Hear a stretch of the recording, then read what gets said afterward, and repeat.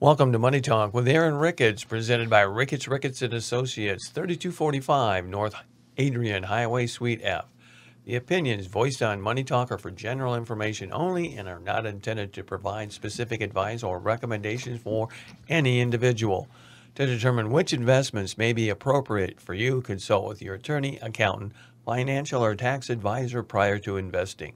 Securities are offered through LPL Financial, member FINRA, SIPC. Once again, Aaron back with us in the studios.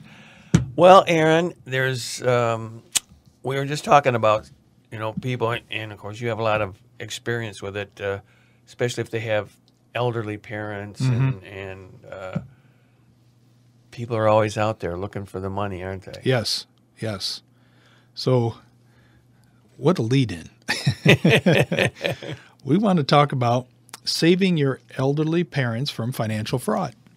So just a good discussion about, we know that everything is out there that is trying to, I call it an attack, coming from us from all angles. And technology has pushed us into an easier way for people to, bad people to try to, commit fraud and embezzle from people. And here we are today. We have our parents and grandparents that, came from a generation, and even me and you, didn't grow up with this stuff. And I can understand somebody that's, over 80 or 85 years old, they are being targeted heavily because they just think that, most people that they've ever come in contact were good people. And then everybody that ever called on the phone, anybody that was a neighbor or anybody that they've ever come in contact with, almost every single one of them were good people. Well, boy, they're targeting the elderly through phone calls, through emails, through, the smartphone stuff that they're doing. They're just, social media, it's just an attack and attack and attack. They're not understanding this or comfortable with this. And then sometimes when we get to a certain age, our defenses come down even more, mainly because, we're not aware of what's going on. We become maybe a slow process to incapacity. And at some point during that process is when we become open to these bad people that are out there. So let's talk about this article. It says, elders are financially defrauded in this country on a daily basis, right? We know that it happens. We all know somebody in our family, or maybe even, those listening, some have been, you feel guilty, you feel embarrassed by it. But the best thing to do is talk with people, keep the conversation going, like, this happened to me, or this is the phone call I got, this is the email that I got. And the media is doing a pretty good job, it appears, with getting that information out there to tell us, here are the scams and the fraudulent people that are trying to get, or what I call separate us from our money. Only a few of these crimes are made public, right? Just when we say a few, there's not that many at all. The National Adult Protective Service Association estimates that 1 in 44 cases of elder financial abuse are reported. 1 in 44. It's just amazing. The NAPSA, that Protective Service Association, also reports that 1 in 9 seniors have been financially abused, neglected, or exploited within the past year. Whew, that's a lot of people. That is. And I started out by talking internet, social media, the phone calls that we are receiving. But those aren't the biggest problem. Friends, family, and caregivers perpetrate much of the financial abuse, 90% of it, according to the NAPSA. Major fraud damage might even result in a decline in the elder's physical and mental health, right? You feel like you've been taken advantage of and you should have known better, and you get down, depressed, and then that can lead to other problems physically and mentally. So these frauds range from the big scams to the little schemes, and I actually was involved in one here with somebody I know, that the grandparent scam. Grandpa, I'm in jail, and I need, $5,000 to make bail. Don't talk to anybody else. I went to Canada. I, went fishing. I went hunting. These scammers go and find out who the names of their relatives, grandkids, whoever it is, through the social media. That's all out there for them to find this out. So they can, disguise their voice or say, I get one phone call and it only lasts 10 to 20 seconds. I'm going to have the jail administrator call you and work out the details so you can get the bail sent to the, the correct account, right? Wrong. It's a scam.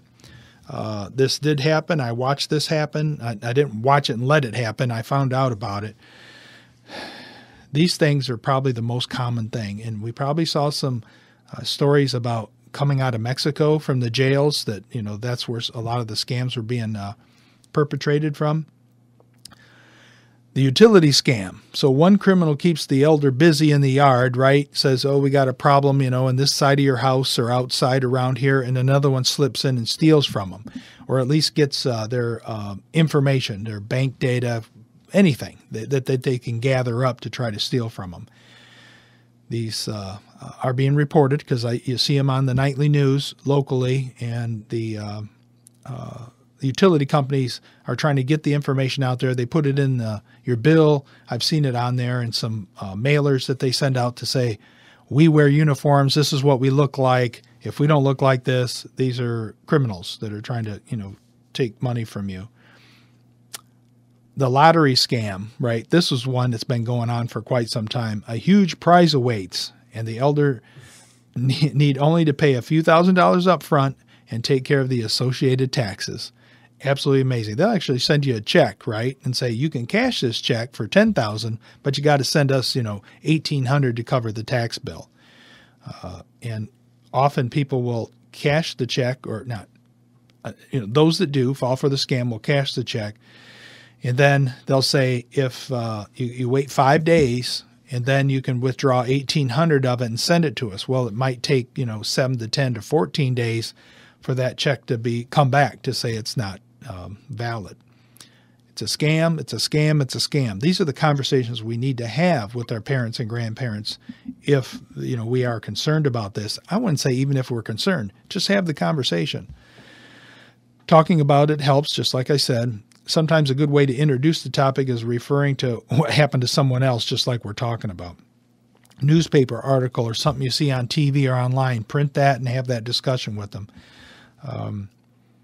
Part of the conversation will be about the elder taking, their life into like a defense mode, someone to help to watch over things.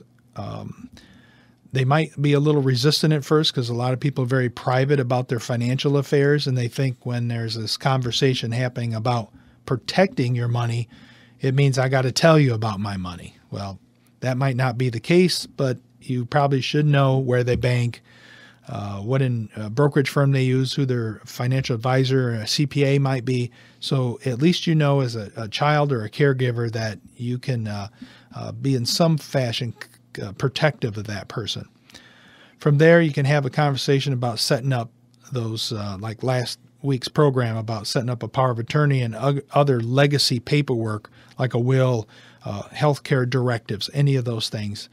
And you do that in coordination with legal and financial professionals. So I say this in my business, and I talk to my staff about this. These clients rely on us to protect them. They absolutely rely on us to protect them. And I'm telling you now, if you have a financial advisor, an attorney, or a CPA out there that you don't feel is protecting you, when you go and have this conversation with them, because I talk about that, people will ask, I might have been compromised, right? So they'll call and they'll say, I might have been compromised. I tell them how our brokerage firm protects you, what protections they put in place, what we have in our office as protections. Some people think that they can just leave a message on a message machine or just send an email to say, I need some money. Well, that's one of the big scams in our business, that somebody does that, because they'll get a hold of your email, they'll look through your account and find out, oh, he's been emailing his financial advisor. See that they asked for money 6 months before or whatever through a email, or at least had that discussion about it. So they'll try to, again, separate you from your money by doing this. We have protections in our business to make sure that we're not falling for that scam and that we're in contact with you. We need to speak with you. And of course, we see our clients twice a year. So we're kind of one big happy family. We all know each other. There's no secrets about anything that's going on financially and even personally sometimes with our clients. So when somebody calls them, we know their voice. We know we've had this conversation about possibly taking money. So we are in the business to protect your money. If you don't feel that way, you might need to seek other professional if you don't feel like somebody's protecting you. Often we have a distant relationship with our parents and our children, or mostly like grandchildren or even siblings, and it could be parents too. And as people get older, they haven't had those discussions about what we're talking about, which is, protecting assets and making sure that somebody's taken care of and not fall victim to some fraud or embezzlement. When we don't have those conversations, well, they build up a relationship with me or like my father or any financial professional. Over years, they rely on us to protect them. So we got to keep that in mind. We are in the front lines to help them. Have that conversation and look at your mom and dad's financial information or situation. That's the best thing you can do. The Senate Special Committee on Aging says that American elders lose $2.9 billion in fraud per year. It makes sense if those numbers, what I said, were that high. That there's a lot of money that's they're being fraud, and we see it in the papers locally here, right? We see people that absolutely, that there's some bad people out there. So I don't have to tell you about caregivers and taking care of caregivers. 99.9% of them are excellent, great people, and you're going to have a few. So it's always good to have somebody in addition to the caregiver's supervisor, or if it's just a family friend or a neighbor, somebody's taking care of things. Over time, sometimes people get into each other's financial affairs and lives too much. And, I've had a few issues over time where the cognitive issue has come up where, as soon as, I'm sitting there and somebody's looking around the room and not paying attention to what I'm saying, I get a little concerned, and maybe I get, the spouse or the power of attorney, patient advocate, I get those family members involved. As long as I had that advanced directive to do so, I get those people involved and start that process to make sure that we're protecting that individual. A number that arises more than half of the 1 in 5 of that population that I talked about, over 65, they have some type of cognitive issue.